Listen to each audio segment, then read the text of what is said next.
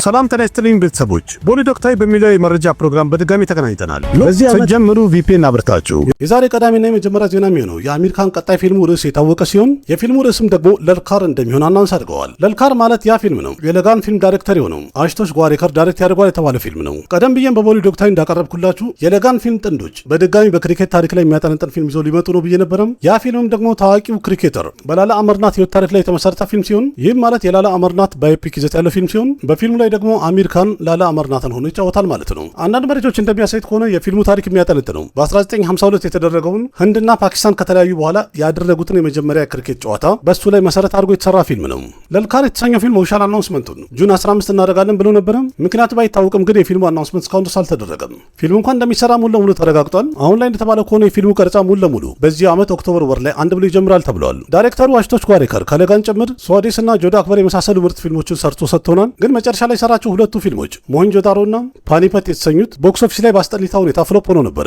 ለልካር በተሰኘው ፊልም ላይ ወይም በአዲሱ ፊልም ላይ አሽቶሽ ጓሬከር ዳይሬክተሩ ለረጅም ጊዜ ታሪኩን ዲቨሎፕ ሲያደርግ ነበር ወይም ሲጽፍ ነበረ። ስለዚህ በቀጣይ የምናየው እንግዲህ የዚህ ፊልም ታሪክ ምን ይመስላል የሚለው ነው።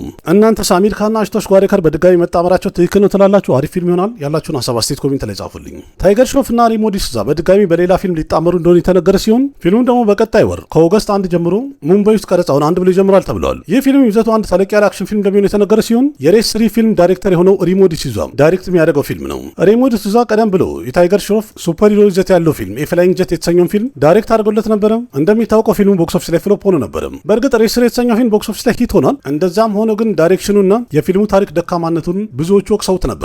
ስለዚህ በአሁኑ ሰዓት ላይ ሪሞ ዲሱዛ ከታይገር ሽሮፍ ጋር ተለቅ ያለ አክሽን ፊልም ለመስራት እየተዘጋጀ ነው ያለው። ይህ ፊልም ደግሞ ጀምሮ እስከሚያልቅ ድረስ በአክሽን የተሞላና ድምቅ እንደሚሆን እየተነገረ ነው ያለው። ስምምነታቸውና ስክሪፕቱ እንዳለ ተጠናቋል። ስለዚህ የፊልሙ ኦፊሻል አናውንስመንት በቀጣይ ጥቂት ቀናት ውስጥ ያሳውቁናል ተብሎ ይጠበቃል። በአሁኑ ሰዓት ላይ ታይገር ሽሮፍ ትልልቅ የተባሉ ፊልሞችን እየፈረመ ነው ያለው። ስለዚህ በቀጣይ እንግዲህ ታይገር ሽሮፍ ይዟቸው የሚወጡ ፊልሞች ደግሞ እንዴት ይሆናሉ የሚለውን አብረን ምን ይሆናል።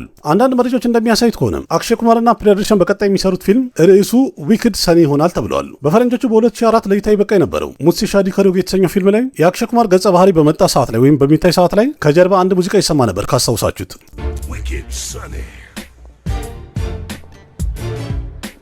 ስለዚህ አሁን ላይ እንደተባለው ከሆነ የአክሼ ኩማር ገጸ ባህሪ የነበረው ያ ስም የዚህኛው ፊልም ሙሉ ታሪክ ኢንስፓየር የሚደረግበት ነው ተብለዋል። አክሼ ኩማርና ዳይሬክተር ፕሪያደርሽን አንድ ላይ ተጣምረው ሲሰሩ ይህ 9ኛ ፊልማቸው መሆኑ ነው። እንደተባለው ከሆነ በፊልሙ ላይ ኮሜዲ ትሪለር ታሪክ ያለው ፊልም ይሆናል ተብሏል። ወይም ደግሞ ይዘቱ እንደዛ ይሆናል ተብሏል። እስካሁን ድረስ እንኳን ኦፊሻል አናውንስመንት አልተደረገም፣ ግን ፊልሙ እንደሚሰራ እንኳን የተረጋገጠ ሆኗል። አንዳንድ መረጃዎች እንደሚያሳዩት ከሆነ የፊልሙ ቀረጻ እስከዚህ ዓመት መጨረሻ ድረስ ይጀምራል ተብሏል።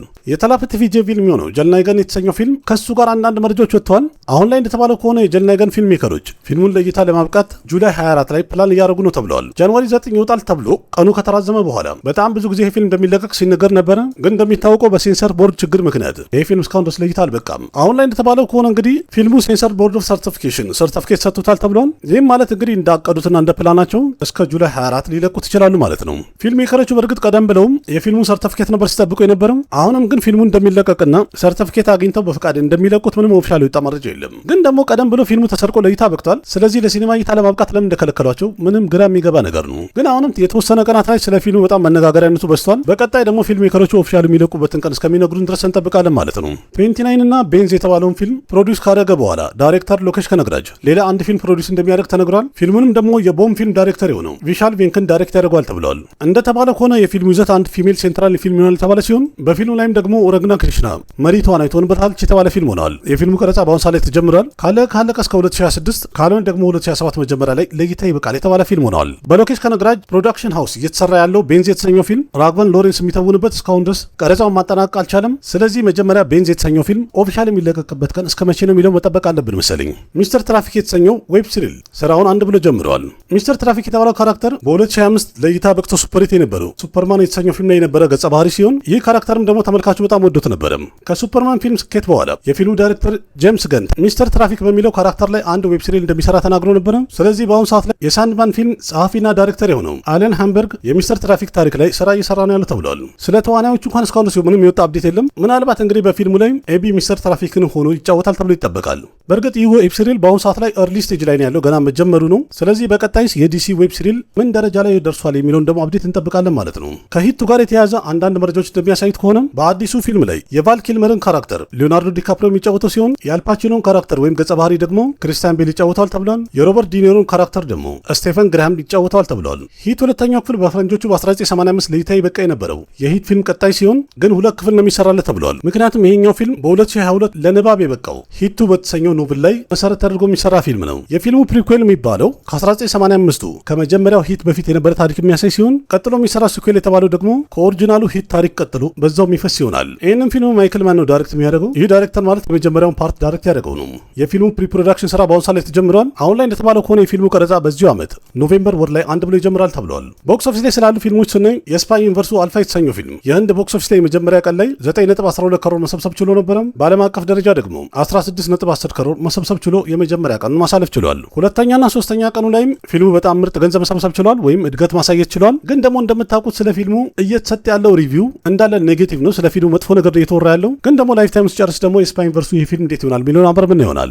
እንደዛም ሆኖ ግን በአስገራሚ ሁኔታ ከአርብ ቅዳሜ ተሽሏል፣ ከቅዳሜ ደግሞ እሁድ ተሽሏል በገቢ ማለት ነው። አልፋ የተሰኘው ፊልም በአጠቃላይ በጀቱ 100 ከሮር እንደሆነ ተነግሯል። ስለዚህ የመጀመሪያ ሳምንቱን ይጨርስና ደግሞ ፊልሙ በአጠቃላይ ምን ያህል አስገብቷል የሚለውን አብረን ምን ይሆናል። አክሸይ ኩማር የተወነበት ዌልካም ቱ ጀንግል የመጀመሪያ ሳምንቱ ላይ በኢንዲያ ኔት ኮሌክሽን 91.38 ከሮር መሰብሰብ ችሎ ነበረ። ሁለተኛ አርብ ላይ ደግሞ 4.50 ከሮር መሰብሰብ ችሎ ነበረ። እስከ አርብ ድረስ ያለውን እንኳን ብናይ ዌልካም ቱ ጀንግል የተሰኘው ፊልም በህንድ ቦክስ ኦፊስ 95 ከሮር መሰብሰብ የቻለ ሲሆን በኔት ኮሌክሽን ቅዳሜና እሁድ ላይ የተሰበሰበው እንግዲህ ሲታይ ፊልሙ 100 ከሮር እንዳለፈ ተነግረዋል። በጀቱ አሁንም እርግጠኛ ሆኖ እንኳን የሚናገር የለም። ግን ፕሮዲውሰሩ በጀቱ 125 ከሮር ነው ብሏል። አንዳንዶቹ 250 ከሮር ነው ይላሉ። ተመልካቹ ግን ደግሞ አክሸይ ኩማር በፊልሙ ላይ ፕሮፊት ሼሪንግ ነው የተስማማው። ስለዚህ ከ100 እስከ 125 ከሮር ሊሆን ይችላል የሚሉም አሉ። በጀቱ የፈለገ ይሁን ግን የአክሸይ ኩማር ዌልካም ቱ ጀንግል የተሰኘው ፊልም ቦክስ ኦፊስ ላይ ምርጥ ገንዘብ ሰብስቧል። ያም ደግሞ አሁን ላይ ፊልሙ ሂት እንደሆነ የተረጋገጠበት ደረጃ ደርሷል ገና ላይፍ ታይሙን ሳይጨርስ። እናንተ ስለ አክሸይ ኩማር ዌልካም ቱ ጀንግል ፊልም ምን የምትሉት ነገር አለ? በእርግጥ ስክሪን ነው በጥራት አላየነውም። በጥራት ሲወጣ እርግጠኛ ነኝ ትወዱታላችሁ።